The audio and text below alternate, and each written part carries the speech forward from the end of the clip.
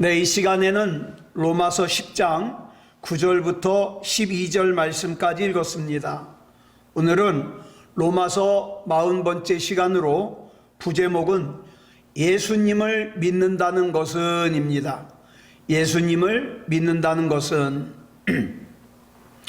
오늘 본문인 로마서 10장 9절은 로마서 8장 30절과 더불어서 로마서에서 가장 중요한 구절이에요.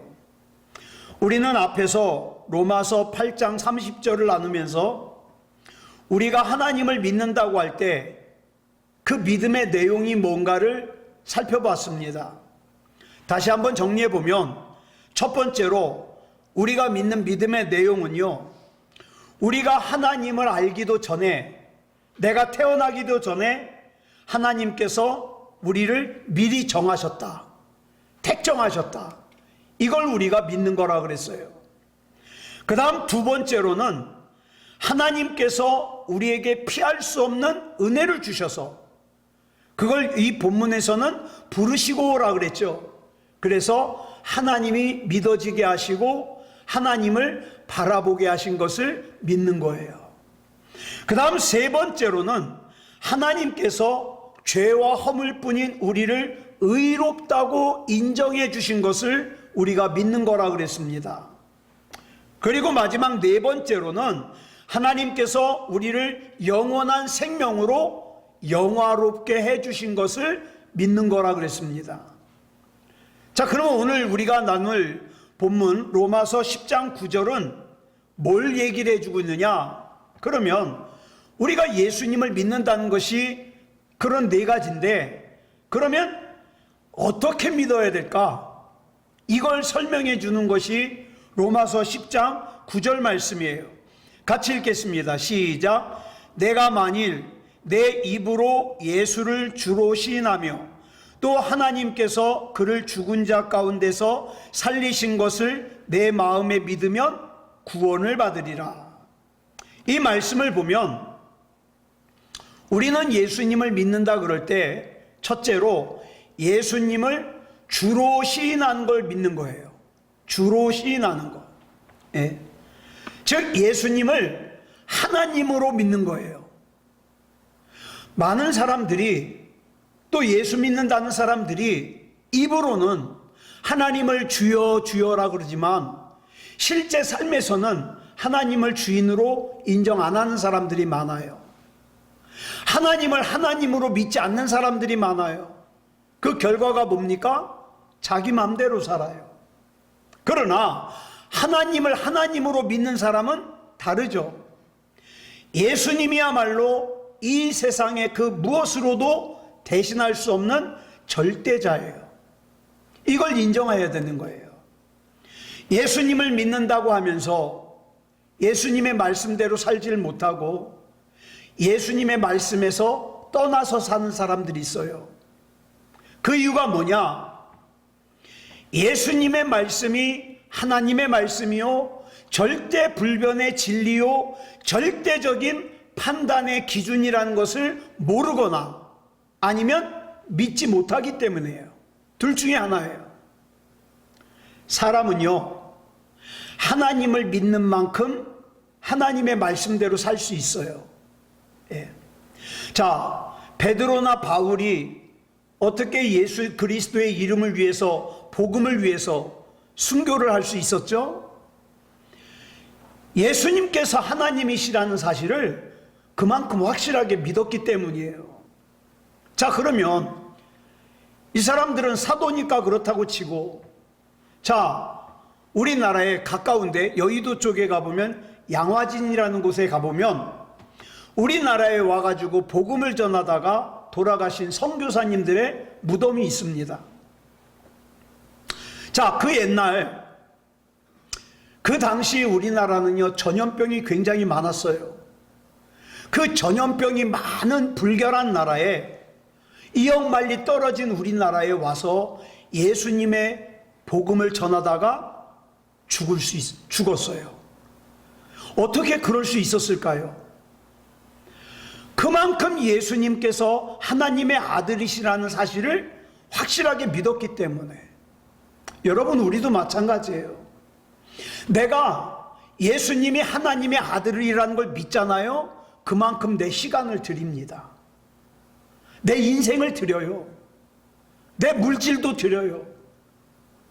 근데 이것이 믿어지지 않으면 아까워요. 여러분, 양화진에서 조금 떨어진 곳에 가보면 절두산이라는 곳이 있습니다. 이 절두산은요, 수많은 우리나라 그리스도인들이 신앙을 지키기 위해서 목이 잘린 곳이에요. 근데 이때 순교를 당한 사람들의 대부분이 어떤 사람이냐? 배우지 못한 사람들, 또 천민들이었습니다. 그럼에도 불구하고 이들이 예수 그리스도의 이름을 위하여 자기 목숨을 버릴 수 있었던 것은, 이들은 비록 무식한 사람들이었지만, 또 천민이었지만, 배우지 못한 사람들이었지만, 그러나 예수님께서 하나님이신 걸 믿었기 때문에 죽을 수 있었던 거예요.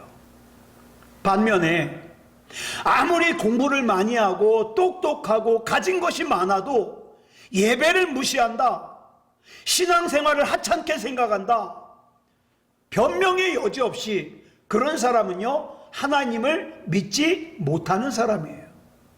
하나님을 믿는다면 그럴 수가 없죠. 그 다음에 우리가 예수님을 믿는다고 할 때 둘째로, 예수님께서 우리의 죄를 속죄해 주시기 위해서 죽으셨음을 믿어야 돼요. 여러분, 이 세상에는 수많은 종교인들이 있어요. 종교도 많아요. 이 종교인들이 자기의 신앙과 신념과 교주를 위해서 목숨을 바치기도 해요. 또 엄청난 죄를 짓기도 합니다. 그러나 이들이 믿는 신앙과 우리가 믿는 예수님은 달라요. 어떻게 다를까요?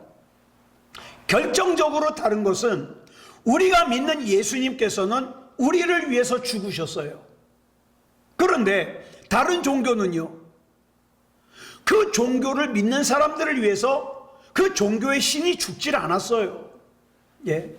여러분, 우리는 예수님께서 우리의 죄를 대속하기 위해서 죽으셨다 그래서 예수님을 뭐라고 불러요? 유월절 어린 양이라고 부릅니다. 실제로 예수님께서 돌아가신 때가 유월절이었어요. 그렇다면 이 유월절과 예수 그리스도가 어떤 관계인가? 자, 우리 출애굽기로 가서 이스라엘 백성이 출애굽을 하기 전날 하나님께서 10가지 재앙 중에 마지막 10번째 재앙으로 뭘 말씀하셨냐?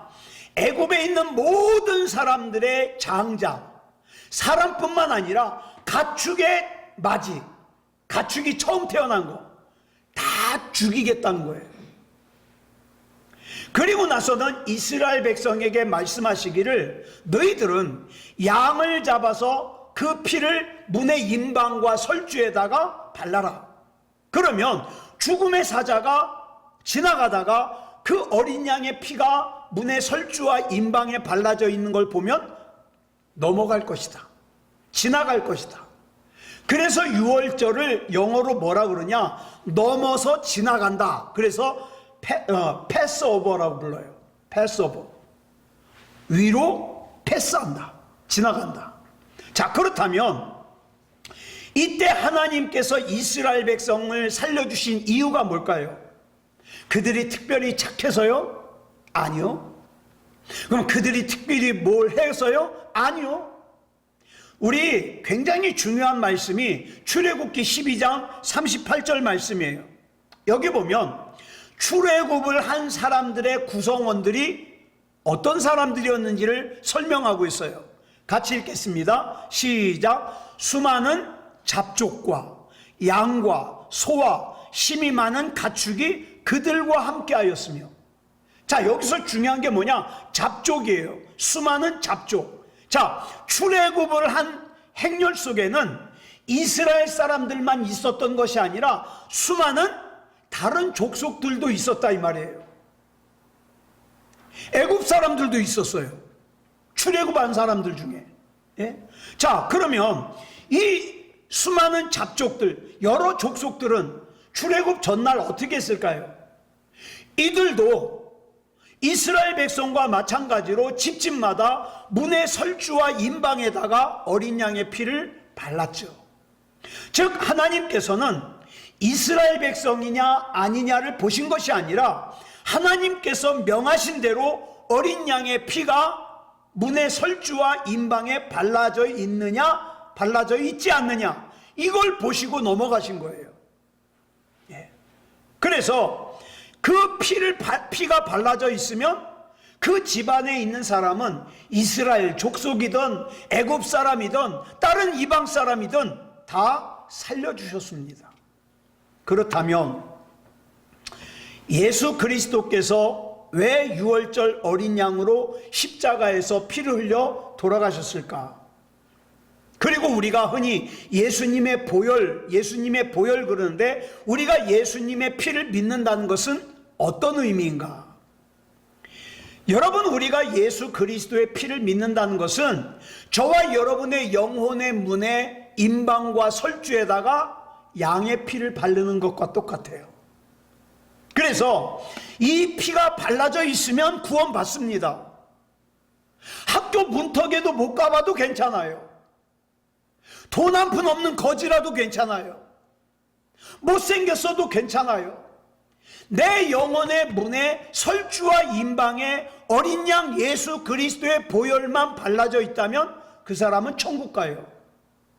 그렇기 때문에 나는 죽을 수밖에 없는 죄인임에도 불구하고 하나님께서 내 영혼의 문에 임방과 좌우 설주에 발라진 예수 그리스도의 피를 보고, 아, 너는 천국.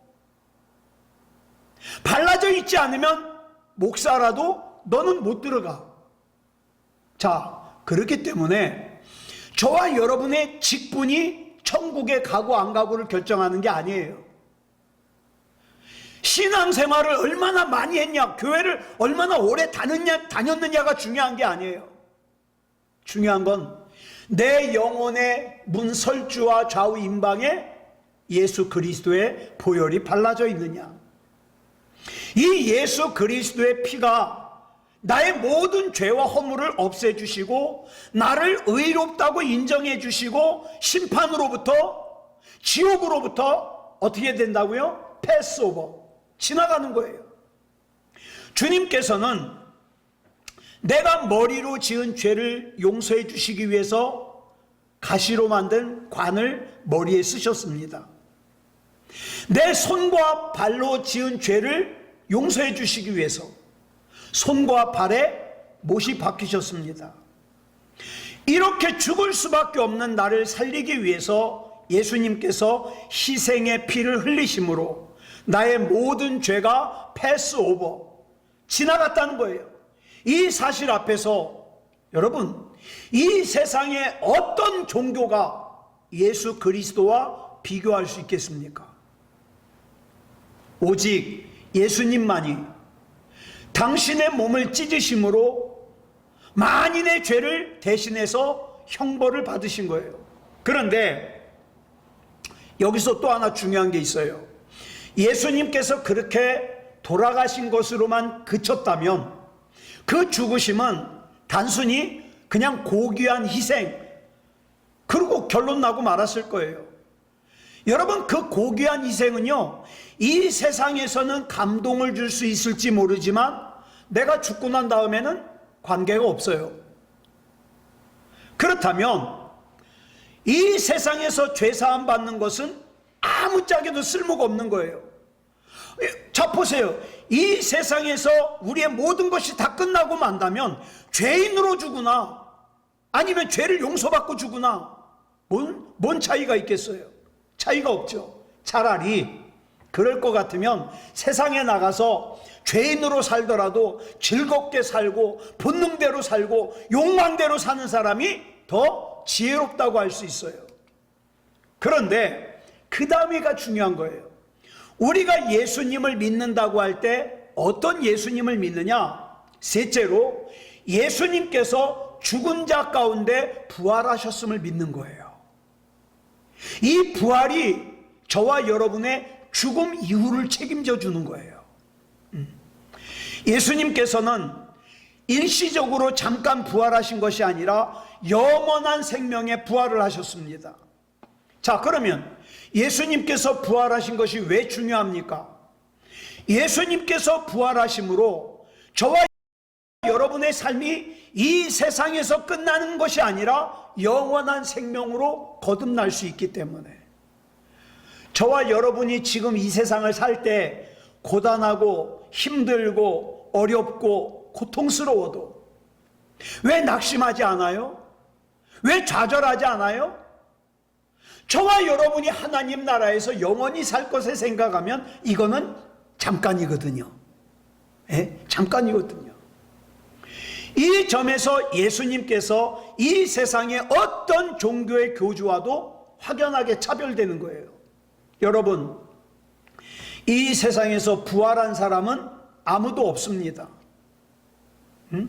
그렇다면 이제 문제는 예수님께서 부활하셨다는 걸 어떻게 믿을 수 있느냐 이 말이죠. 자, 우리는 예수님이 부활하셨다 그러는데 그거 어떻게 믿을 수 있어요? 부활의 증거가 있습니까? 있습니다. 자, 여러분 역사를 보면 크게 존경받았던 사람일수록 어떻게 해요? 후대 사람들이 무덤을 크게 만들어요. 멋있게 만들어요. 자, 그런데 예수님은 당시에 국사범이에요. 나라에서 범죄자로 인정한 사람이에요. 자, 그런 다음에 예수님께서 무덤은 남아있지 않다. 국사범으로서 십자가를 졌지만 무덤이 남아있질 않아요. 자, 이후에 주후 313년에 로마가 기독교를 국교로 공인을 해요. 콘스탄티노스 황제가 어머니가 이제 전쟁을 앞두고 있는데 어머니가 밤에 꿈을 꾸는데 계시를 받은 거예요. 십자가를 갖다가 방패에다 새기면은 전쟁에서 이길 수 있다고. 그래가지고 방패에다가 십자가를 새기고 나가서 전쟁에서 이겼거든요. 그러고 나서 콘스탄티노스 황제가 주 313년에 기독교를 국교로 공인을 해요. 그러면서 자, 로마가 이스라엘을 지배하면서 예수님이 태어나신 곳에다가 성전을 크게 지었어요. 또 예수님께서 물 마시던 곳에다가 성전을 크게 지었어요. 예수님께서 마태복음 5장 산상수훈을 말씀하신 곳에다가 성전을 크게 지었어요. 자, 보세요. 예수님의 흔적에다가 이렇게 성전을 크게 지을 정도면 예수님의 무덤은 얼마나 크게 지어야 될까요? 근데 그렇게 지을 수가 없어요. 왠지 아십니까? 예수님의 시신이 없거든요. 만약에 예수님의 시신까지 갈 것 없어요. 손가락 뼈라든가 아니면은 발가락 뼈라도 있었으면 그걸 갖다가 놓고 아마 성전을 크게 지었을 거예요. 근데 아무것도 없어요. 왜냐하면 예수님의 시신이 없어요. 자, 석가모니는 이제 죽으면서 자기 제자들에게 유언을 남겼어요. 내가 죽거들랑 내 몸을 갖다가 태워라. 그리고 아무것도 남기지 말아라. 유언을 했어요. 석가모니가 마지막으로 가르친 가르침이 뭐냐? 무거든요. 무. 없을 무. 그런데 이 제자들이 스승님의 말을 거역했어요. 어떻게 거역했냐? 석가모니의 시신을 다 화장하고 나서 재를 갖다가 막대기로 뒤적뒤적 하니까 거기에서 사리가 나왔어요. 사리가. 그래가지고 인도 곳곳에다가 석가모니의 사리를 하나씩 보내가지고 사원을 졌어요. 자, 그런데 우리나라에 석가모니의 사리가 있을까요? 없을까요? 5개가 있습니다. 신라시대 고승인 자장율사라는 스님이 인도에 가가지고 석가모니 사리를 5개를 가져와요. 그래서 양산에 있는 통도사, 오대산에 있는 월정사, 설악산에 있는 봉정암, 태백산에 있는 정암사, 사자산에 있는 법풍사에다가 하나씩 보관을 해요. 우리나라에도 석가모니의 사리가 있어요. 여러분, 스리랑카라는 나라 아시죠? 이 스리랑카라는 나라는 나라의 보물을 국보라 그러잖아요. 국보. 국보. 자, 이 국보 1호가 뭐냐 하면 큰 사찰 안에 황금으로 만든 그릇 안에 보관된 석가모니의 머리카락이에요. 그게 국보 1호예요. 자, 그러면 아무리 큰 사원이라 하더라도 이 사원이 남겨서 증거하는 건 뭡니까? 석가모니는 죽었다. 죽어서 뭔가를 남겼잖아요. 사리를 남기고 머리카락을 남기고 부활하지 못했다는 거예요. 자, 그런데 여러분, 예수님은요, 손톱 하나, 머리카락 하나, 치아 하나 남은 게 없어요. 왜? 부활하셨거든요. 그런데 본문 9절을 보면 이 예수님께서 부활하신 것을 믿으면 구원을 받는다고 그랬잖아요. 네. 자, 그리고 본문 10절 보겠습니다. 시작. 사람이 마음으로 믿어 의에 이르고 입으로 시인하여 구원에 이르느니라. 이 말씀을 보면 마음으로 믿는 것과 입으로 시인하는 걸 강조하고 있어요. 여기서 마음으로 믿는 건 뭡니까? 내적인 현상이에요. 내 속에서. 자, 입으로 시인하는 건 뭐예요? 외적인 현상이에요. 내적인 현상이 바로 이루어지잖아요. 그러면 외적인 현상이 바르게 나타나게 돼 있어요. 내 안에 예수님이 함께 계시고 예수님과 동행하고 하나님의 말씀을 날마다 묵상하면요, 생각이, 마음이, 행동이 달라지게 돼 있어요. 달라지게. 여러분, 제자들이요, 예수님이 이 땅에 계실 때는 어떻게 했어요? 예수님을 배신했어요. 예수님 버리고 도망갔어요. 그런데 예수님이 계실 때도 예수님을 버리고 도망간 제자들이 예수님이 안 계셔요.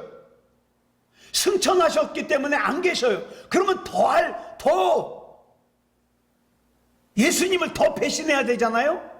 그런데 예수님이 이 땅에 계실 때 배신했던 제자들이 오히려 예수님이 보이지 않을 때는 예수님을 위해서 목숨을 바쳤어요.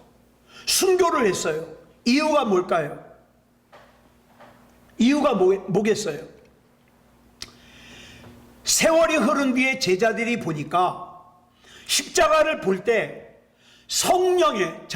오순절날 성령을 받고 나니까 예수 그리스도의 십자가의 의미와 예수 그리스도께서 나의 죄를 대속해 주시는 어톤먼트가 깨달아진 거예요. 여러분, 교회 오래 다녔다고 이거 깨달아지는 거 아니에요. 저 그런 사람들 많이 봤어요. 교회는 오래 다녔는데요, 못 깨달아요. 그냥 교회만 다녀요. 그러니까 저와 여러분이 이것이 깨달아진다면, 은혜가 깨달아진다면 이건 정말 대단한 사건이에요. 예수님께서 십자가에서 돌아가신 것이 내 죄 때문이었구나. 마땅히 죽어야 할 나를 대신해서 예수님께서 죽으셨구나. 이거 아는 것과 깨닫는 것은 달라요. 이와 같이 고난받으신 예수님과의 연합이 일어나므로 부활하신 예수 그리스도와의 연합이 이루어지는 거예요. 좀 더 구체적으로 말하면 성령 안에서 예수님께서 내 죄를 대속하심을 마음속에 깊이 공감하고 주님과 하나가 될 때에 내 말도 달라지고 내 행동도 달라지고 내 삶도 달라지는 거예요. 이 연합 속에서 새 생명이 솟아오르고 진리를 위한 삶으로 바뀌게 되는 거죠. 자, 본문 11절 보겠습니다. 시작. 성경에 이르되 누구든지 그를 믿는 자는 부끄러움을 당하지 아니하리라 하니. 자, 이 말씀은 이사야 49장 23절 말씀 같이 읽어볼까요? 시작. 내가 나를 여호와인 줄을 알리라. 나를 바라는 자는 수치를 당하지 아니하리라. 또 요엘서 2장 27절 말씀 시작. 그런즉 내가 이스라엘 가운데 있어 너희 하나님 여호와가 되고 다른 이가 없는 줄을 너희가 알 것이라. 내 백성이 영원히 수치를 당하지 아니하리로다. 자, 이 말씀을 인용한 말이죠. 이 말씀은요, 예수님께서 여러 차례 하신 말씀이에요. 자, 본문 12절 보겠습니다. 시작. 유대인이나 헬라인이나 차별이 없음이라.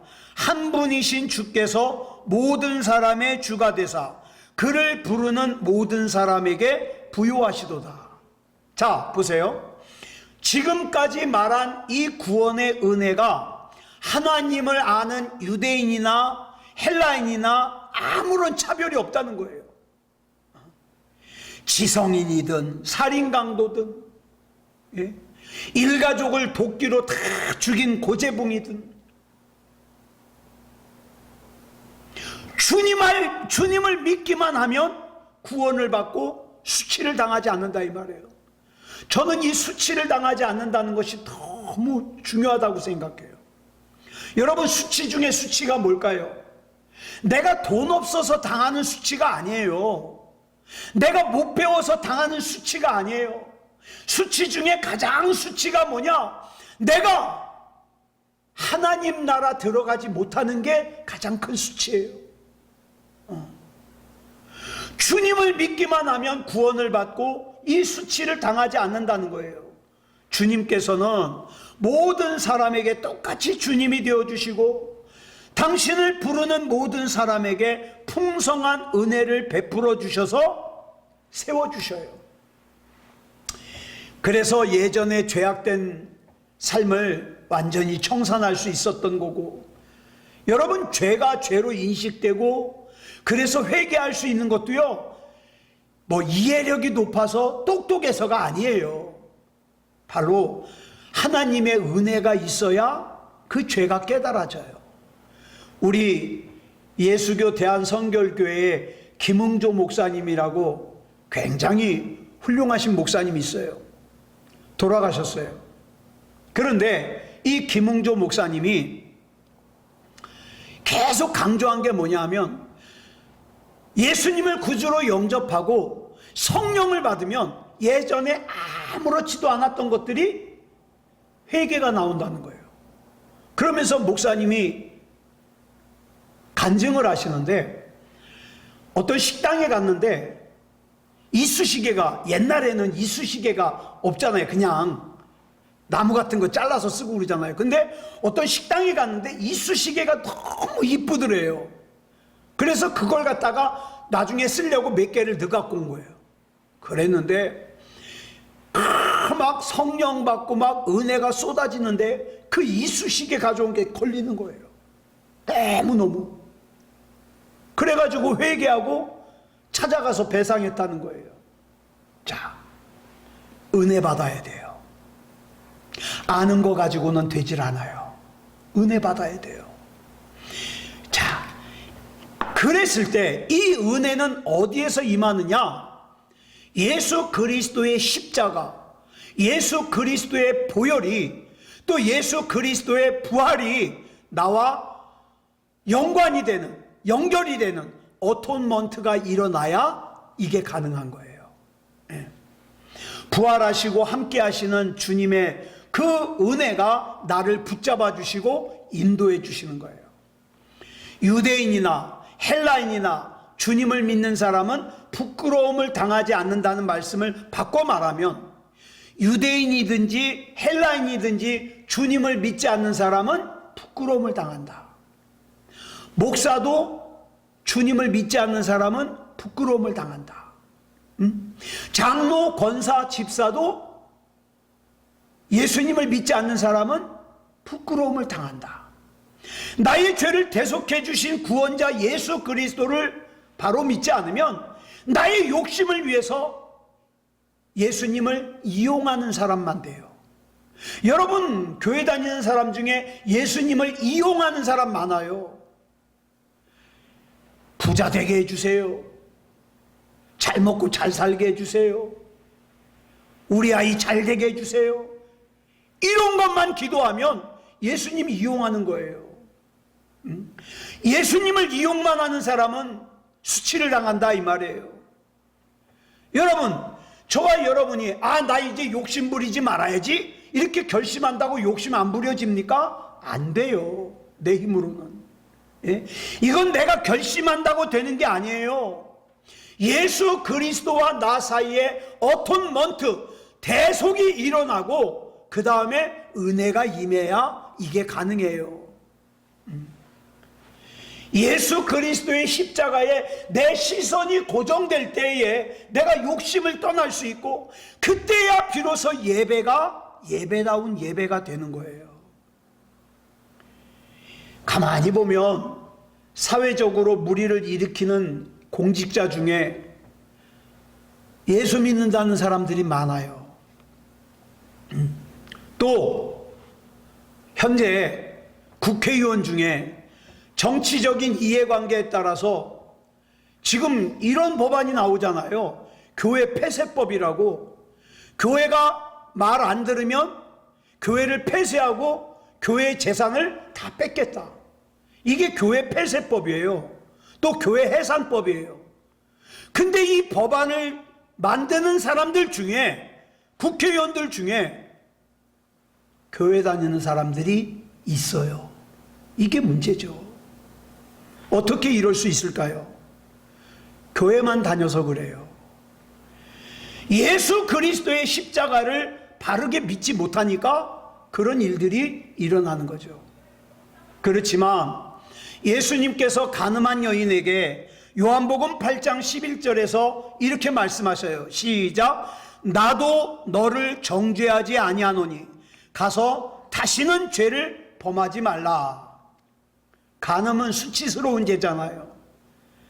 그러면 그 수치를 갖다가 벗어나려면 어떻게 해요? 거기서 벗어나는 수밖에 없어요.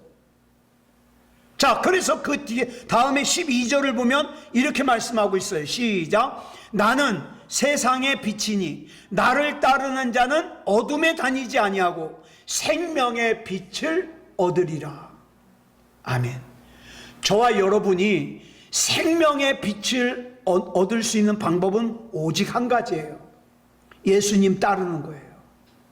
그럼 예수님을 따르려면 어떻게 해야 됩니까? 말씀 가운데 들어가야 돼요. 예수님의 음성을 들어야 돼요. 주님의 빛 가운데 거해야 돼요. 주님과 연합해야 돼요.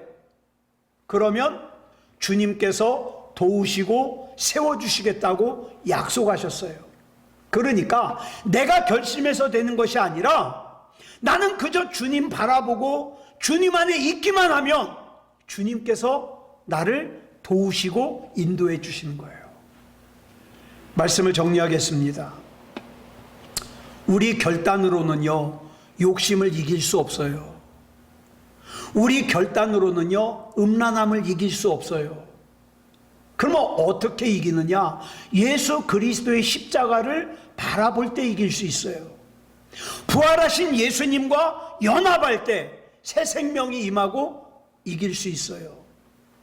하나님이시요, 구원자시요, 부활자시요, 영생자이신 예수 그리스도와 연합하는 것이 그래서 중요해요. 그러니 여러분 혼자 있을 때 예수님 부르세요. 예수님, 내 힘으로는 안 되니까 나 예수님과 연합하기 원합니다.